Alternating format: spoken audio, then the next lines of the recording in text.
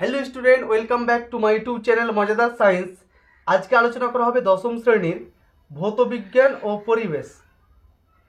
এই যে বইটি রয়েছে এটি ভুইয়া ও সাহার লেখা এবং 2024 সালে এই বইটি নতুন করে সংস্করণ করা হয়েছে। আজকে এই বইয়ের যে অধ্যায়টি আলোচনা করা হবে তা হলো গ্যাসের আচরণ। এই অধ্যায়ের সমস্ত শর্ট কোশ্চেন আজকে আলোচনা করব। তার আগে তোমাদের প্রতি একটা রিকোয়েস্ট, যারা এই ভিডিওগুলো দেখছো তারা অবশ্যই ভিডিওটিতে লাইক করবে, কমেন্ট করবে এবং যারা চ্যানেলে নতুন রয়েছে অবশ্যই চ্যানেলটাকে সাবস্ক্রাইব করবে। তোমাদের সাবস্ক্রাইব করতে কোনো পয়সা লাগছে না। যদি তোমরা সাবস্ক্রাইব করো তাহলে কি হবে, আমার ভিডিও করতে আরো উৎসাহ বাড়বে, এনার্জি পাবো। তাহলে তোমাদের প্রতি রিকোয়েস্ট, তোমরা অবশ্যই চ্যানেলটাকে সাবস্ক্রাইব করে নাও। তো চলো শুরু করা যাক আজকের এই অধ্যায়টি। এক নম্বর কোশ্চেন রয়েছে, কার্বনযুক্ত কোনো গ্যাসীয় পদার্থের বাষ্প ঘনত্ব 13 হলে তার আণবিক সংকেত প্রদত্ত কোনটি হতে পারে? তাহলে এখানে C2H2 হবে অপশন ডি রাইট। 2 নম্বর কোশ্চেন, এসটিপিতে 2.24 লিটার আয়তন অধিকার করে 4.4 গ্রাম CO2। 3 নম্বর কোশ্চেন, প্রদত্ত রাসায়নিক সমীকরণ অনুযায়ী মিথেন প্লাস 2 অণু অক্সিজেন থেকে উৎপন্ন হচ্ছে কার্বন ডাই অক্সাইড এবং 2 অণু জল।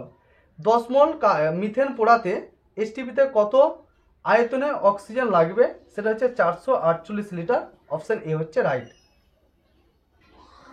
এরপরে একটি শব্দ বা একটি বাক্য উত্তর দাও। স্থির চাপে কত ডিগ্রি সেলসিয়াস উষ্ণতায় চার্লস সূত্র অনুসারে কোনো আদর্শ গ্যাসের আয়তন শূন্য হবে? সেটা হচ্ছে -273 ডিগ্রি সেন্টিগ্রেড উষ্ণতাতে। তো লিখে না -273 ডিগ্রি সেন্টিগ্রেড। 2 নম্বর কোশ্চেন, চার্লস সূত্র অনুসারে ভি বনাম টি লেখচিত্রের প্রকৃতি কি হবে? তাহলে সেটা হচ্ছে মূল বিন্দুগামী। তাহলে ভি বনাম টি লেখচিত্রের প্রকৃতি হচ্ছে মূল বিন্দুগামী।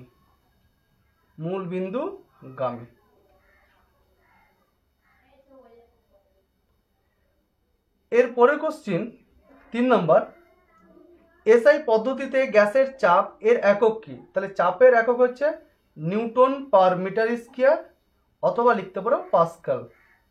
নিউটন পার মিটার স্কয়ার অথবা পাস্কাল। 4 নম্বর কোশ্চেন, চার্লসের সূত্রে ধ্রুবক রাশি কি কি? তাহলে চার্লসের সূত্রে ধ্রুবক থাকে গ্যাসের চাপ, ঠিক আছে, আর থাকে গ্যাসের ভর। গ্যাসের চাপ ও গ্যাসের ভর এই দুটো কিন্তু চার্লসের সূত্রে ধ্রুবক থাকে। 5 নম্বর কোশ্চেন, এসটিপিতে 1 লিটার হাইড্রোজেন গ্যাসে ও 4 লিটার কার্বন ডাই অক্সাইড গ্যাসে উপস্থিত অণুর সংখ্যার অনুপাত কত হবে? তাহলে সেটা হচ্ছে 1:4। তো আজকের ভিডিওটা এতটাই। যদি তোমাদের ভালো লেগে থাকে তাহলে অবশ্যই ভিডিওটাতে লাইক করবে এবং এই গ্যাসের আচরণ অধ্যায়ে যে ম্যাথমেটিক্যাল প্রবলেমগুলো রয়েছে যদি তোমাদের প্রয়োজন হয় তাহলে অবশ্যই কমেন্টের মাধ্যমে জানাবে। আমি এই বইয়ের যতগুলো ম্যাথমেটিক্যাল প্রবলেম রয়েছে সবগুলোকে সলিউশন করে আমি ভিডিওতে দিয়ে দেবো। থ্যাংক ইউ সো মাচ সম্পূর্ণ ভিডিওটা দেখার জন্য।